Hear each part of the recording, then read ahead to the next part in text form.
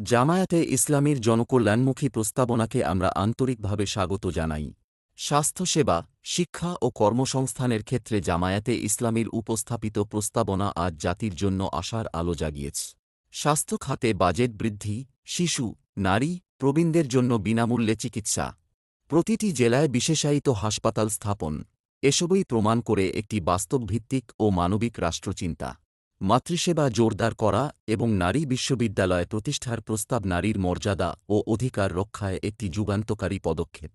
এই প্রস্তাবনাগুলো বাস্তবায়িত হলে দেশের স্বাস্থ্য ব্যবস্থা শক্তিশালী হবে, শিক্ষার হার বাড়বে এবং কর্মসংস্থানের নতুন দিগন্ত উন্মোচিত হবে।